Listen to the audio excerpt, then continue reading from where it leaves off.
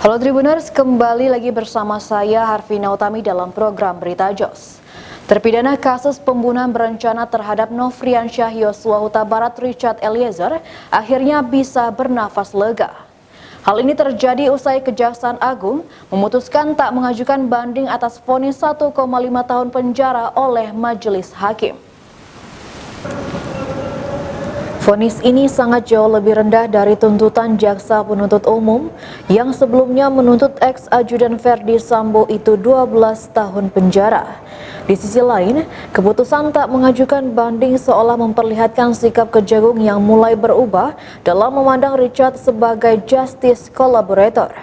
Pasalnya, Kejagung sempat menolak mentah-mentah status Richard sebagai justice collaborator. Dalam perjalanan persidangan ini, silang pendapat sempat terjadi antara Lembaga Perlindungan Saksi dan Korban dan Kejagung. Perdebatan ini mengemuka tepatnya setelah JPU menuntut Richard 12 tahun penjara. LPSK menyayangkan tuntutan JPU terhadap Richard karena lebih berat dibandingkan dengan terdakwa lainnya yakni Ferdi Sambo, Putri Chandrawati, Kuat Ma'ruf, dan Ricky Rizal Wibowo. Padahal, LPSK sangat berharap tuntutan terhadap Richard bisa lebih ringan. Mengingat berkat pengakuan Richard, skenario di balik kasus itu bisa terungkap. Gayung pun bersambut. Kejagung angkat suara atas pernyataan LPSK yang mengkritik tuntutan tinggi terhadap Richard.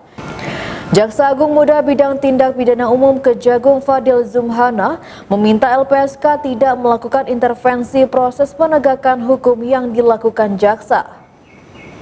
Bahkan, Fadil menegaskan bahwa Richard tidak bisa menjadi justice collaborator karena statusnya sebagai pelaku utama pembunuhan berencana.